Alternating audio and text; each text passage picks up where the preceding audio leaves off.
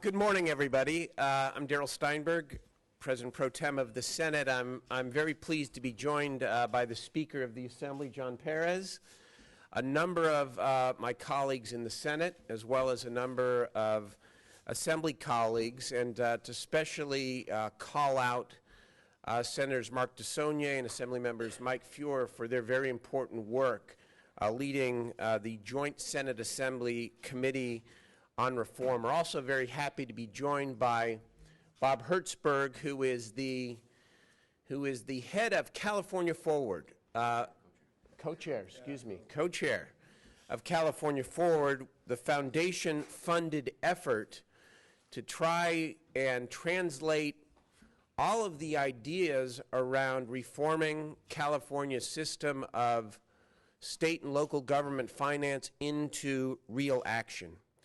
We are here today to announce that beginning this month, the Senate and the Assembly will begin taking the very important framework put forward by California Forward and begin putting it to the actual legislative process, with the hope and the expectation that by the end of that process, we will have significant constitutional reform on the floors of our respective houses to pass and to put before the voters. We all know that California's system of state and local government finance is broken. We know that there is a mismatch between who is responsible for raising the money and who is responsible for providing the service. We know that the two-thirds rule, both at the local level and for passage of the state budget, inhibits a timely and effective resolution of our budget every year. There are things that we must take to the ballot in order to change. But as you will hear from the Speaker, and especially again Senators DeSaulnier and Assemblymember Feuer, there are a number of things that the legislature can do without a change in the Constitution to improve our own process. And we intend to do so. Let me just say one quick thing about California Forward and this effort. You do note that the members standing behind us here, behind me, are all members of one political party. But California Forward is a nonpartisan, bipartisan group that has been equally led by leading Democrats and Republicans. And even though the members of the other party and leadership are not here today, we invite them to be part of this process. We encourage them to become part of this process, and we look forward to working with them, because we know that no constitutional change can occur of any kind without a two-thirds supermajority vote. So we need them, and we look forward to working together. Let me turn it over to the Speaker of the Assembly, John Pérez. Thank you, Senator Steinberg. Good morning. I'm pleased to join my colleagues and representatives of California Forward this morning. This is really an urgent moment for California. The recession has hit California very hard, leaving too many Californians struggling for work, struggling to survive in the worst economic climate since the Great Depression. And quite frankly, this recession has exposed some very fundamental flaws to both the way our nation's financial system operates and also the very real structural flaws within California government. Californians are frustrated with the status quo, and over the past years, various reform proposals have been raised to address some of those frustrations. As I said last week when I was sworn in, this needs to be a year of real and meaningful reform. That's why I'm pleased to join with my colleagues and with the leadership of California Forward to unveil a set of proposals and a set of solutions that make our government more accountable and more effective for the people of our state. There are many elements of this package, and quite frankly, there are parts of this package that are more popular than other parts. But on a whole, I believe this reform package addresses the very serious structural flaws in our government, and which we should not squander the opportunity to fix those problems. I want to be clear that this package will not solve all of the systematic causes of our current budget crisis, but it'll go a long way towards preventing future leaders in California from having to make the drastic and painful decisions that have been forced on us by the recession and our broken budget system. The people of California are naturally skeptical, but I firmly believe that once they've had a time to review it, they'll understand that this package reflects a balanced approach that does a few things. First, it brings needed stability to our finances. It increases the accountability of elected officials, and it greatly improves the ability of the state government to focus on issues like job creation and have that have meaningful impact of the lives of Californians every day. We have the opportunity to implement reforms which will have a positive and lasting impact for Californians, and the totality of this package helps us achieve those goals. We are going to be talking about California's package, California Forward's package of reforms that we intend to move through a committee process and then bring to the floor for final action, and also internal changes that we can make to address similar outcomes through changes in rules and through bicameral, bipartisan legislation that we think dovetail nicely with the California Forward package. With that, let me turn the podium over to Assemblymember Fuhr, who's been working with Senator DeSaulnier on many of these issues. Thank you very much, Mr. Speaker. This reform package is comprehensive, it's practical, and it's balanced. It advances big ideas that Democrats support. It also promotes reforms that Republicans have believed are very important. It reflects common sense bipartisan changes that all of us recognize need to be made. It's a reform package that contains the kind of compromise that Californians rightly demand of us. And I want to put this in some context, because if we talk about reform, we need to be saying to our electorate, why does this really matter? And so let's discuss why this really matters for a minute. The budget. When we talk about reforming the budget, Mark and I, Mr. DeSaulnier and I, went through the committee process, and we identified a number of goals that were really important. Getting a budget on time, having the members who support that budget really be accountable for it. Results should be promoted through performance. We should reflect long-term thinking in our budget process, and we should have programs we can sustain over time. So what does this package do? It calls for a majority vote and penalties if we're not on time. It calls for performance-based budgeting. It asks for a longer-term look at our budget so we can retake that to the entire legislature and know what to expect in the future. One-time money will go for one-time purposes, and we'll have a program of paying as we go for our programs. Through the initiative process, in our committees, we discussed one particularly important change in the initiative process. And that change is to assure that when there's a new program or an expanded program proposed to the voters, there's also a way to pay for it proposed to the voters. And we're going to have that measure, which is contained in legislation by Senator Ducheney, work its way through the process. When it comes to legislation that we all do every day here, the legislative process also needs to change to reflect California's most pressing goals. It needs to encourage more bipartisanship. And that process needs to contain much more vigorous oversight. So what does this package do? It calls on us to have a very conspicuous process of setting top priorities. It calls on us to reduce the number of bills we do every year so we have more time for the oversight we need to accomplish, and so we can focus more on the most important issues. And it incentivizes bipartisanship by having extra bills be available when authors jointly author them across both parties. And finally, on state and local government, we've all discussed how that relationship needs to change to assure that the entity that's responsible for the service actually has the funding to support it. And we're going to have a committee that puts together an approach how to realign our services and review our fiscal management of the dollars that go to fund those services. Last thing I want to say is this. In our committees, the very first committee actually, we heard from Bill Houck. Bill Houck was the leader of the last effort to meaningfully reform California's Constitution. In 1994, California was enduring what up to then was the biggest fiscal crisis it had confronted for many, many years.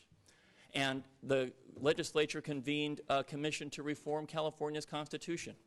But as Mr. Houck reminded us, it took 2 years for that commission to report back to the legislature on what should change. By that time, the crisis had dissipated, and the initiative for reform had been lost. Mr. Houck reminded us how important it was this time to take advantage of the moment we have and to enact these reforms now. So, as Mr. Pérez stated, we don't confront these same problems in the future. That's the point of today. The time for action is now. And with that in mind, I'd like to introduce a terrific colleague, Senator Mark DeSaulnier, our partner on working to reform state government, Mr. DeSaulnier. Wasn't sure who he was talking about. Yeah. Well, first of all, I want to thank you all for being here. And I want to thank our leadership. I want to thank Speaker Pérez, former Speaker Bass, Pro Tem Steinberg. Thank you for giving me this assignment. The staff, I want to thank my staff, Jimmy Evans, and everybody who's worked on this. And especially I want to thank the committee members, Republicans and Democrats, Assembly members and senators, and particularly Assembly Member Mike Feuer. It's been a joy to work with you. It's not going to be easy to get out of the straitjacket that is California governance. 100 years ago, Hiram Johnson was in the middle of the reform movement in this state. I sometimes walk by that portrait downstairs and say, look at him and go, you magnificent, oh, I can't. Can I cuss this week? All right. You magnificent governor. And I think of how he would reflect on what has evolved in California. And I'm sure that he would be amazed at what we have taken over the 100 years and done to his reform ideas. So I'd like to just talk a minute about what our process was, and at least my expectations for what I believe will become eventually a bipartisan and bicameral agreement, and the part of it that I believe we did deliver in the committee process. As Mike said, we have the process from the committee and the product that one of you referred to as eye glazing, and I take that as a compliment. And that part is that we are going to start immediately with more oversight. In fact, we already have started that through the budget subcommittee process in the Senate. We're going to do serious oversight with specific examples of how we're going to do that. And then the other part is a commitment to do performance-based budgeting. And I think that is significant, with real outcomes that will take a significant amount of time to actually establish. And then there's a part where there are initiatives currently in the process that we don't have agreement with our colleagues on the Republican side, but we believe that we should introduce them, such as Senator Ducheney's initiative, and it will be an open, transparent, political, and democratic process. And that will be part of the last phase, which Bob Hertzberg will talk about next, is that we will embrace their suggestions, many of which I don't completely agree with, and there are others who disagree with some of them as well. But we'll go through a very deliberative process to flesh those things out, to hopefully come up with a product that's good for Californians and will have support of a majority, a supermajority of both houses. I think all of this ultimately will require us to be open-minded, to leave our ideologies as much as we can aside. We will have to be honest, and most of all, we'll have to be tenacious. This is not going to be an easy thing to accomplish, nor will it happen overnight. It will take a long time with much input. But the net result of that will be transformative to California and will be better for California. And everyone knows that the status quo does not work.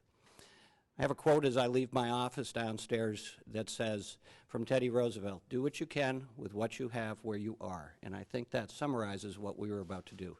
And with that, I'd like to introduce a really terrific, dynamic, tenacious leader in California, Bob Hertzberg, and I would ask him not to hug me as he comes to the podium.